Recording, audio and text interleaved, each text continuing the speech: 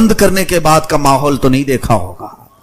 کہ ہمارے اوپر مٹی ڈال کر رشتہ دار چلے جائے، اس کے بعد کا ماحول، اس کے بعد کا نظارہ ہم نے کہاں دیکھا؟ پیٹ کا پانی ناک سے باہر آنے لگتا۔ ہماری میتوں کا یہ حال ہے۔ اے میرے عزیزو، ہمارا جسم بہت ہی کمزور ہے۔ ہم کو اللہ تعالیٰ نے جس جسم کا مالک بنایا ہے، اس جسم کو میں نے دیکھا ہے بہت سارے گھروں پر جب ہم کو جانے کا اتفاق ہوا کہ فلاں کا آج انتقال ہوا ہے، ہم جاتے ہیں تعزیت کے لیے، دیکھا جس جسم کو وہ بہت بنانے کی کوشش کیا کرتا تھا، ایسے نوجوان بھی۔ مجھے یہ باتیں بولنے کا اس لیے آج موقع ملا کہ چند روز قبل یا چند دنوں پہلے ایک علاقے میں جانا ہوا تھا، 2 نوجوان پانی میں ڈوب کر مر چکے تھے، ان کی لاشیں گھر لائی گئی تھی، صبح ڈوبے دوپہر میں مل گئے، صرف 6 گھنٹے کی بات تھی، گھر میں لایا گیا اور پھر باڈی رکھی گئی۔ اللہ اکبر، گھر میں داخل ہونے کی ہمت نہیں تھی، اتنی سخت بدبو پھیلی ہوئی تھی۔ اور ان نوجوانوں کو ہم جانتے تھے جن کے چہکنے کے انداز کیا تھے، جن کے لوگوں میں چلنے پھرنے کے انداز کیا تھے، اور ان کے پہننے اوڑھنے اور کھانے پینے کے انداز کیا تھے۔ وہ اپنے زمانے کے بہت ہی خوبصورت لوگ سمجھے جاتے، اور اپنے جسم پر جنہوں نے بہت پیسے خرچے کیے اپنے جسم کو بنانے کے لیے، اور آج وہ بے جان لاشیں گھروں میں پڑے تھے تو ناک بند کر کے لوگ دیکھ رہے تھے اور جا رہے تھے۔ پانی میں ڈوب کر مر گئے اور لا کر لاشیں رکھی گئی۔ یہی جسم کا ہمارا حاصل ہے، ہمارے جسم کا خلاصہ یہی ہے کہ ہمارے والدین جو ہماری پیشانی پر پسینہ بھی نہیں دیکھنا چاہتے، وہ بھی موت کے بعد اپنی گود میں نہیں رکھ سکتے، واپس بھیج دیتے ہیں، لے جاؤ، اب اسے دفن کرنے کے علاوہ کوئی چارہ نہیں۔ کرنٹ کی پیٹی میں برف میں رکھ کر کے بھی زیادہ دن ہم گھر میں نہیں رہ سکتے۔ ہمارے جسم کا خلاصہ اور حاصل یہی ہے، ہماری زندگی کا فائنل اینڈنگ یہی ہے کہ یہ جسم اتنی ہی دیر کا ہے کہ اگر مولا نے صرف ہماری رگ کو روک دیا تو پھر سڑن شروع ہوتی ہے، بدبو شروع ہوتی ہے۔ ہماری ناک میں، ہمارے کانوں میں روئی اس لیے ٹھونس دی جاتی ہے کہ پیٹ کا پانی ناک سے باہر آنے لگتا ہے۔ یا اللہ، اتنے دن دنیا میں سوتے رہے، کبھی ہمارے پیٹ میں سے پانی باہر نہیں آیا، یہاں چند گھنٹے ہوئے کہ جان گئی، ہماری ناک سے اندر کا پانی باہر آنے لگا۔ کانوں میں روئی ڈال کر کے رکھو میتوں کو، اس لیے کہ تمہارے پیٹ کی سڑن کانوں سے بھی نکل سکتی ہے، ناک سے نکلتے ہوئے تو دیکھا ہے، منہ سے نکلتے ہوئے دیکھا ہے، اور اسی لیے کہا گیا جلدی اسے قبرستان کے حوالے کرو کہ اور زیادہ شرمندہ نہ ہونے پائے، اور زیادہ یہ موتا رسوا ہونے نہ پائے۔ ہمارے سب کے جسموں کا خلاصہ یہی ہے، ہمارے سب کے جسموں کا حاصل یہی ہے، اور اس کے باوجود ہم شہوتوں کو اس قدر عزیز رکھتے ہیں، اس قدر ہم لذتیں حاصل کرنے میں ہیں۔ اس جسم کو دنیا والوں نے تو دیکھا، بڑے آہستہ سے غسل دو، اس لیے کہ میت کو زیادہ ہلاؤ گے ڈلاؤ گے تو پھر اور کچھ گندگیاں ہونے کے چانسز ہیں۔ آج میں کھل کر کے بول رہا ہوں، صرف اس لیے کہ میتوں کا احترام کرتے ہوئے ہم جو مسئلے بتاتے ہیں کہ غسل بڑے آرام سے دینا چاہیے، میت کو تکلیف ہوتی ہے، یہ ایک تصویر کا رخ ہے۔ دوسرا معاملہ اصل یہ ہے کہ اس کی گندگی بھی نکل سکتی ہے۔ ہم یہ عزت و احترام میں نہیں بات کرتے، ہم صرف یہ کہتے ہیں کہ تکلیف ہوگی اس لیے آرام سے کرو۔ حقیقی بات تو یہ ہے کہ تمہارے ہلانے جلانے سے اور بہت کچھ چیزیں ہو سکتی ہیں۔ ہماری میتوں کا یہ حال ہے، اور ہم ابھی قبرستان گئے نہیں تب ہمارے جسموں کا یہ حال کہ 12 گھنٹے سے زیادہ ہمارے لاشوں کو گھر والے رکھتے نہیں۔ اور اس کے بعد تم نے کبھی آج تک قبر کی تختیاں بند کرنے کے بعد کا ماحول تو نہیں دیکھا ہوگا کہ ہمارے اوپر مٹی ڈال کر رشتہ دار چلے جائے، اس کے بعد کا ماحول، اس کے بعد کا نظارہ ہم نے کہاں دیکھا؟ یہ تو لاشیں گھروں میں دکھانے کے لیے رکھے جاتے ہیں تب کی حالت ہے، بند کیے جانے کے بعد سب سے پہلے اس کی ناک سڑن شروع کرتی ہے، اور اس کی زبان پھر گلنے لگتی ہے، اور اس کے بعد سب سے زیادہ جو میت کی تکلیف دہ چیز ہے اس کی شرمگاہ کا سڑنا اور گلنا، جس کی لذتوں کے لیے اس نے دنیا کو کیا کیا کر دیا، اپنے پیسے پانی کی طرح بہایا، اور یہ زبان اور یہ شرمگاہ قبر میں سب سے زیادہ بدبو پیدا کرتے ہیں، سب سے زیادہ ہولناکی قبر میں پیدا کرتے ہیں. اور یہ تو حقیقی بات ہے. میرے مصطفیٰ صلی اللہ علیہ وسلم نے اپنی شریعت کے مطابق قبروں کو کھولنے سے منع کیا ہے. یہ صرف ہماری عزتوں کی حفاظت کے لیے، ورنہ اگر رشتہ داروں کو کہہ دیا جاتا کہ 3 دن کے بعد کھول کر کے دیکھ لیا جائے تو شاید ہمارا اس زمین پر جینا دشوار ہو جاتا، ہمارا جینا مشکل ہو جاتا. یہ تو رب تعالیٰ نے ہمارے رازوں کو زمین کے حوالے کر دیا ہے، اور تختیوں کے اندر کے حالات وہ میت ہی جانے، مردہ ہی جانے. میرے عزیزو، ہماری زندگی کا خلاصہ دنیا میں یہ ہے کہ رشتہ دار زیادہ دیر نہیں رکھتے، اور قبر کا حال یہ ہے کہ 2 دن نہیں گزرے ہوتے کہ زمین کے سارے کیڑے مکوڑے اس کے جسم سے لگ جائیں. اور ہمارا یہ جسم، ہمارا یہ گوشت مولا نے زمین کی مخلوق کی غذا بنا دیا، اور دعوت عام دی جاتی ہے قبر میں کیڑوں کو کہ آؤ تمہاری نئی غذا آ گئی، اس کے جسم کو نوچ لو. نہ ہمارا ہاتھ اٹھ سکے اس دن، نہ ہماری زبان اٹھ سکے، ہم اپنے اوپر ہونے والی تمام چیزوں کو روک بھی نہیں سکیں گے.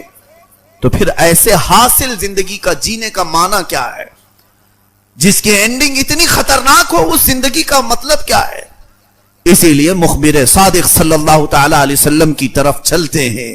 آقا کونین صلی اللہ علیہ وسلم نے ہمیں زندگی میں جو چیزیں بتائیں، اگرچہ آپ کو لگتا ہے کہ یہاں سکون نہیں ملے گا، نبی کی طرح زندگی گزارنے پر دنیا نہیں ملے گی، یہاں ساری لذتیں نہیں ملیں گی، ہو سکتا ہے تمہارے دماغ میں خیال آئے، لیکن اللہ کا رسول تمہاری آخرت کو دیکھ رہا ہے، تمہارے مرنے کے بعد کی چیزوں کو دیکھ رہے ہیں،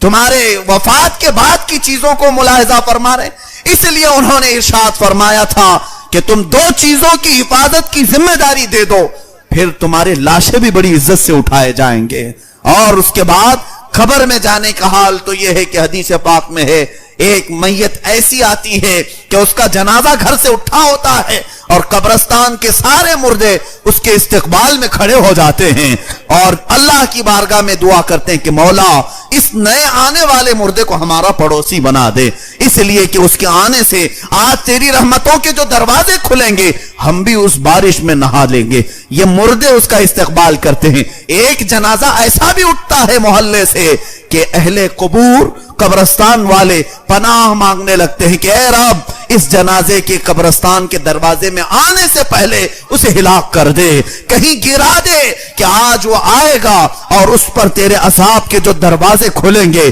اس سے پورے اہل قبور بے چین ہو جائیں گے اور نئے نئے عذابات اسے دیکھتے ہی قبرستان والے پریشان ہوں گے. اے میرے عزیزو، رسول کریم صلی اللہ تعالی علیہ وسلم نے جن مقدس ہستیوں کے متعلق فرمایا تھا ان کا جینا بھی زندگی ہے اور مرنا بھی زندگی ہے، ایسے باشعار اور باصفا اولیاء کاملین ہیں. دیکھو آج ہمارا ایک عقیدہ ہے، اولیاء کاملین ہوں، صحابہ و تابعین ہوں، شہداء کرام ہوں، آج بھی ان کی قبریں کھولی گئیں تو وہ اسی طرح صحیح و سلامت موجود تھے.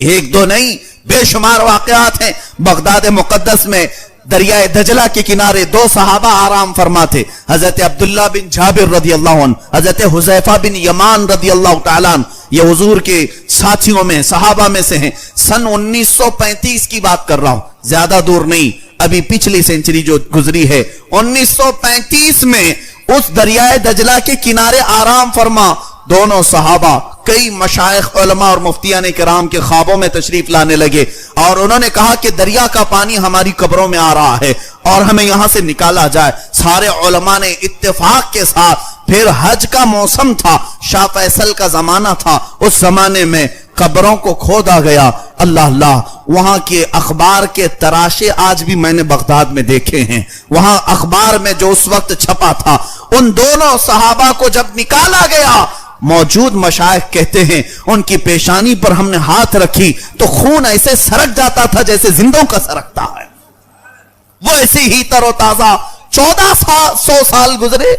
اور ان کو اٹھایا گیا تو دریائے دجلہ کے کنارے خوشبوؤں سے پورا ماحول مہک اٹھا اور جنازے وہاں سے لے جائے گئے. اور لاکھوں کا مجمع جمع تھا، اور مدائن جو بغداد سے تقریباً 35-40 کلومیٹر کے فاصلے پر ہے، وہاں لے جا کر حضرت سیدنا سلمان فارسی رضی اللہ تعالیٰ عنہ کے پڑوس میں دفن کیا گیا۔ یہ صحابہ ایسے بے شمار ہم نے دیکھے ہیں جن کا دنیا میں رہنا بھی لوگوں کے لیے خیر و برکت تھا، اور قبر میں جانے کے بعد بھی مولا نے ان کے جسموں کو چونٹیاں، مکھیاں یا کوئی بھی چیز چھونے بھی نہیں دیا۔ ان کے جسموں کی جب مولا نے یہاں حفاظت کی تو ہمیں یہ یقین ہے کہ قیامت کے دن بھی وہ عزت سے اٹھائے جائیں گے۔ کیوں نہ وہ زندگی گزاری جائے کہ ہم اپنی شہوتوں کے پجاری ہو کر، پرستار ہو کر، ساری لذتوں کو حاصل کرنے کے لیے اپنے جسم کا داؤ لگا دیا، عزتوں کی ہم نے کیا کیا بکھیاں ادھیر دی، اور اس کے بعد ہماری حالت آج ایسی کہ لوگ ہمیں سلام کرنے سے کترائیں۔ اللہ اکبر، چند دنوں قبل ہم جس جنازے کو ابھی کندھا دے کر کے آ رہے ہیں، تاج الاسلام والمسلمین حضور سیدی تاج الشریعہ رحمت اللہ تعالی علیہ، وارث علوم اعلی حضرت فاضل بریلوی کا ایک سچا جانشین جو اس دنیا سے ابھی رخصت ہوا، اور ان کی زندگی کو ہم نے دیکھا، لاکھوں پروانے بنا کر کے ایک شمع گئی ہے، اور ایسے کہ ہزاروں کو توبہ کرنے پر آپ نے ایسا اپنی زندگی کا ماحول بنایا تھا کہ لوگ چہرہ دیکھ کر توبہ کر لیا کرتے تھے۔ ان کی زندگی کی تفصیلات آپ نے سن لی، مگر فقیر ان کے جنازے میں حاضر رہا۔ جمعہ کے دن شام میں 7-7:30 بجے کے قریب آپ کی روح قبض انصری سے پرواز کر گئی۔ جمعہ کے دن شام 7:30 بجے کے قریب، اس کے بعد سے لے کر سنیچر کا دن گزرا، پھر پورا دن، پھر سنیچر جمعہ کی رات، سنیچر کی رات، سنیچر کا دن اور اتوار کا دن، تقریباً 40 گھنٹے اس مقدس لاشے کو گھر میں رکھا گیا۔ اس جسم میں کوئی ٹس سے مس چیز نہیں ہوئی۔ یہ الحمدللہ ہم نے دیکھا، چہرہ ویسے ہی جلال اور جمال کا سنگم نظر آ رہا تھا، اور لوگ بے تحاشا اس چہرے کو دیکھنے کے لیے ٹوٹ پڑ رہے تھے۔ 40 گھنٹے کے بعد جس وقت جنازہ اٹھایا گیا تو جسم ایسے ہی ہل رہا تھا جیسے زندوں کا ہلتا ہے، یعنی مرنے کے بعد تو بدن کڑک ہو جاتا ہے، ٹائٹ ہو جاتا ہے، کسی کا جسم مردے کا ہلتا نہیں، لیکن جس وقت جنازے کو ہم اٹھائے تھے تو پورا جسم ان کا جس طرح ملائم تھا، ہاتھ کی چمڑیاں، پیٹ کی چمڑیاں تھوڑے سے گاڑی کے دھڑکے سے ویسی ہی ہل رہی تھی جیسے کوئی زندہ سویا ہوا اور ہل رہا ہو۔ یہ اللہ والوں کی زندگی ہے جنہوں نے اپنی زندگی کو اشرف المخلوقات کے اس مصداق بنایا جس کے متعلق میرے مولا نے فرمایا وَلَقَدْ كَرَّمْنَا بَنِي آدم، ہم نے آدم کی اولاد کو تاج کرامت پہنایا ہے۔ یقیناً وہ زندگی میں تاج کرامت پہنے رہے، اور جس وقت جا رہے تھے اس وقت بھی تاج کرامت لے کر کے گئے، اور دنیا نے دیکھا کہ زندہ تھے تو کرامت کا تاج، موت کے بعد بھی کرامت کا تاج، اور جب تک آج ان کی محفلیں منعقد ہو رہی ہیں نام بھی تاج الاسلام اور تاج الشریعہ کے نام سے پکارا جاتا ہے۔ اللہ تعالیٰ ایسے بندوں کی زندگی کو ختم نہیں فرماتا۔ زندگیاں گزر جاتی ہیں، صدیاں بیت جاتی ہیں، لیکن ان کے نام قیامت تک باقی رہ جاتے ہیں۔ اے میرے عزیزو، آؤ مصطفیٰ کریم صلی اللہ علیہ وسلم کی حیات طیبہ میں ہی ہماری زندگی کا راز ہے۔ اگر ہم نے ان کی زندگی پاک سے ذرا برابر بھی گردش کی، منہ موڑا، تو پھر ہمارا وہی حشر ہوگا جو میں نے ابھی کہا، سڑا دیے جاؤ گے، ختم کر دیے جاؤ گے، عزتیں مار دی جائیں گی، لٹ جاؤ گے، اور پھر قبر و حشر کا حال کیا ہونا ہے یہ اللہ جانے۔ کامیابی کا راز علامہ اقبال نے ہمیں سچی بات کے طور پر یوں کہا تھا کہ محمد سے وفا تونے تو ہم تیرے ہیں، یہ جہاں چیز ہے کیا لوح و قلم تیرے ہیں، اٹھو قوت عشق سے ہر پست کو بالا کر دو، اے نوجوانوں اٹھو قوت عشق سے ہر پست کو بالا کر دو، دہر میں نام محمد سے اجالا کر دو، نہیں تیرا نشیمن قصر سلطانی کے گنبد پر، تم شاہین ہو بسیرا کرو پہاڑوں کی چٹانوں پر۔ اللہ ہمیں پاکیزہ زندگی عطا فرمائے، حیا کی زندگی عطا فرمائے، ہم سب کو غلاظتوں اور رذالتوں سے محفوظ فرمائے، مولا ہماری زبانوں اور شرمگاہوں کی حفاظت نصیب فرمائے۔ قدیر و جبار خدا ہم سب کو برے ماحول اور بری آفتوں سے محفوظ فرما۔ اس پورے معاشرے کو مولا جس طرح تو نے ہم سب کی پیشانیوں کو اپنی بارگاہ میں جھکنے کے لیے قبول کیا، قدیر و جبار خدا ہمارے جسموں کو دوسری لذتوں سے نا آشنا کر دے۔